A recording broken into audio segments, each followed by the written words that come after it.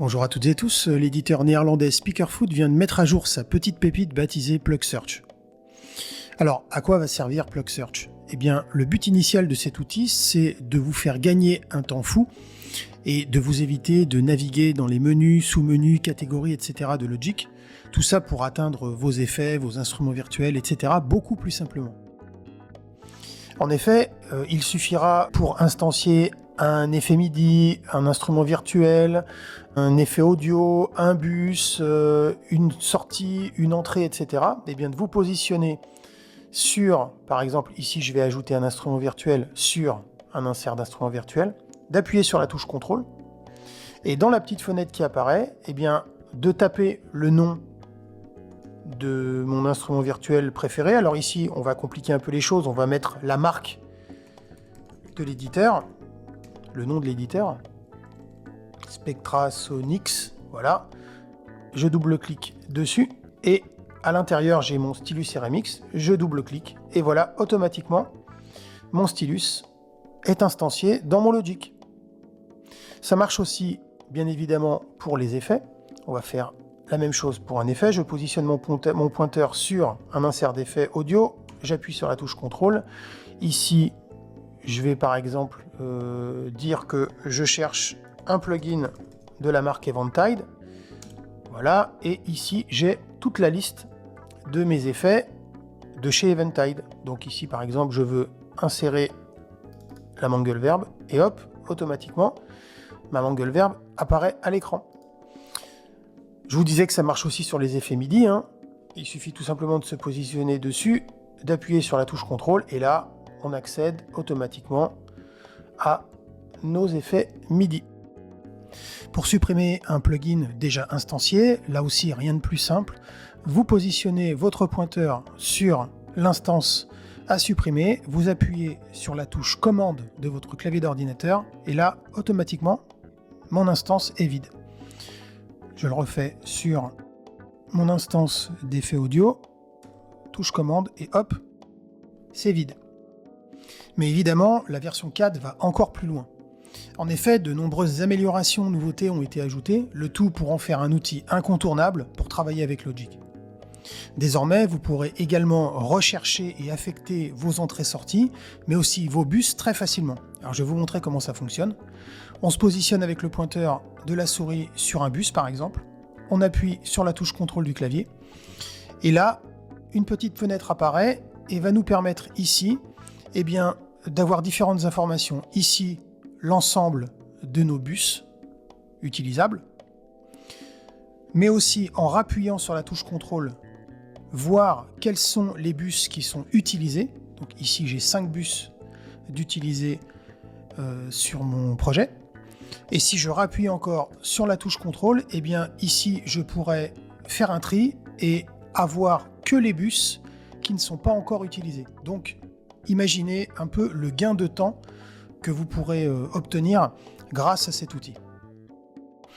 Comme je vous le disais précédemment, vous pourrez également faire de même sur vos entrées et vos sorties.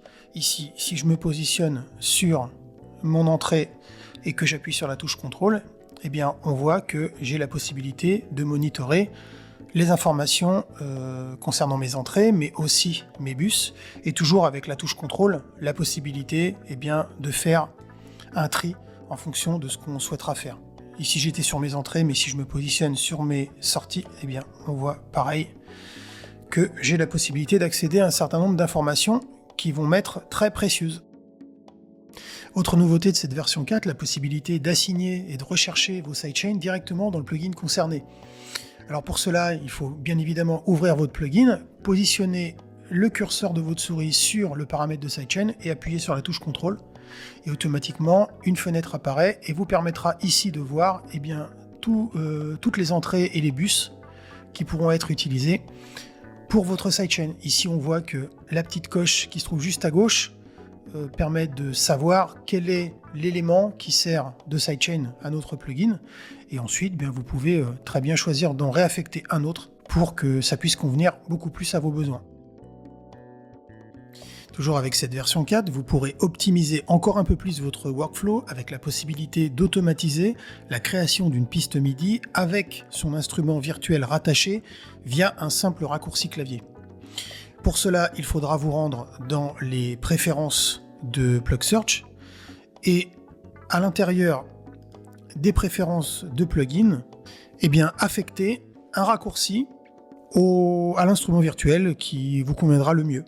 Donc ici, ce que j'ai fait, c'est que j'ai pris le Vecto de Rob Papen, je lui ai affecté via l'option Learn le raccourci de mon choix, et on voit que ici, si je me positionne dans ma fenêtre arrangement et que je fais commande et, automatiquement, ma piste est créée avec le nom de mon instrument virtuel et mon instrument virtuel instancié ici dans son insert.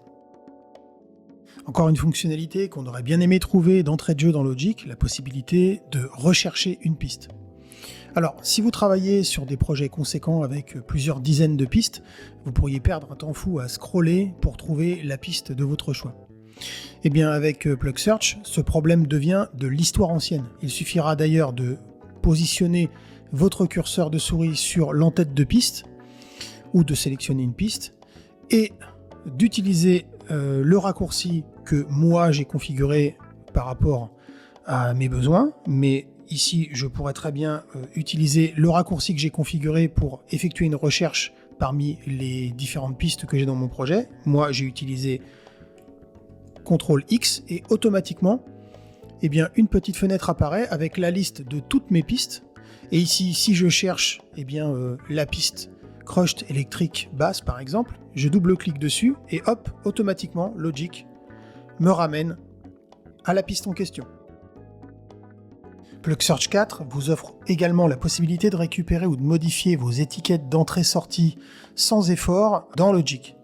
Pour cela, il vous faudra aller dans les préférences IO Label Manager.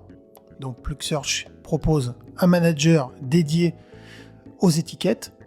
Et pour récupérer toutes vos étiquettes d'entrée-sortie, il suffira tout simplement de créer un premier preset et on voit qu'automatiquement, PlugSearch a récupéré toutes mes étiquettes de mon projet, ce qui me permettra ici encore de gagner énormément de temps. Ça m'évitera de taper et de jouer à la secrétaire, tout en sachant qu'il est possible de créer, alors ici j'ai créé un preset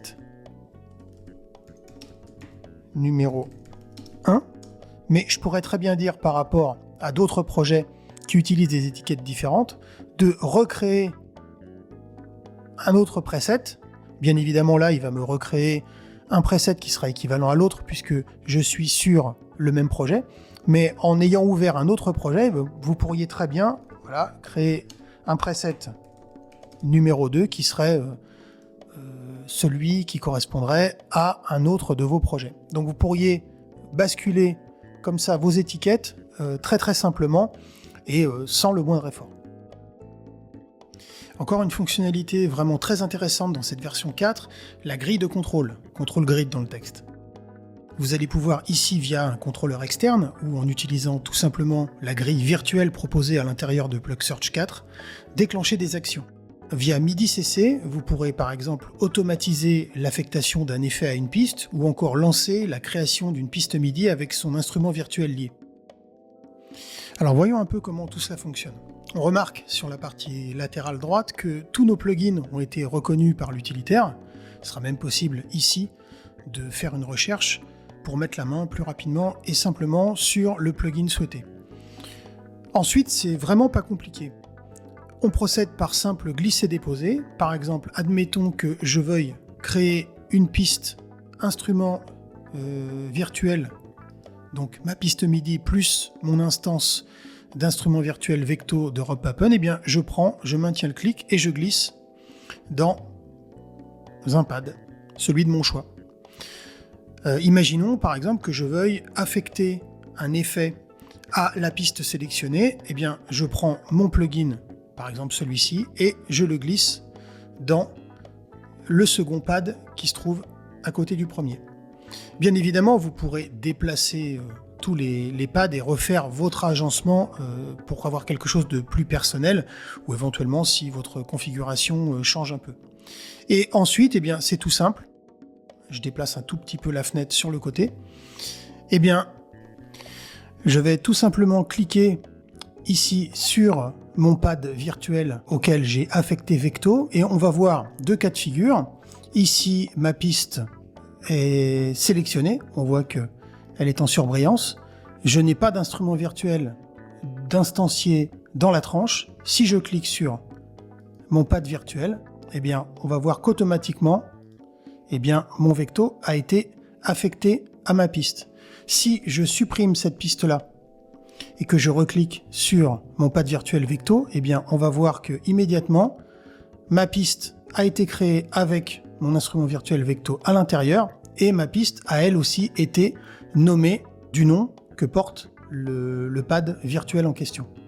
On peut faire de même, c'est-à-dire que ici, avec un effet audio, je n'ai pas d'effet audio, je clique ici sur mon pad virtuel MangleVerb, et automatiquement, mon effet audio, à MangleVerb, est affecté directement dans la tranche de ma piste. Pas mal d'autres choses sont très intéressantes et sont donc à découvrir, comme la possibilité par exemple d'attribuer un raccourci clavier personnalisé pour enregistrer les paramètres d'articulation d'une piste, ou encore de pouvoir ajouter des informations spécifiques à vos plugins, pourquoi pas y mettre vos numéros de licence, etc. etc. Bref, une cuvée que je qualifierais de millésime d'exception et qui, une fois installée sur votre machine, ne pourra que vous faire dire « mais comment ai-je pu faire ça ?» Proposé à seulement 40$, PlugSearch 4 sera sans l'ombre d'un doute le meilleur de vos investissements de l'année 2024. Pour plus de détails, je vous invite à retrouver le lien du produit dans la description. Alors pour info, je ne suis ni sponsorisé ni intéressé d'une quelconque manière. Voilà pour cette petite review, j'espère qu'elle vous aura plu et je vous dis à très bientôt pour une autre review ou un autre tuto.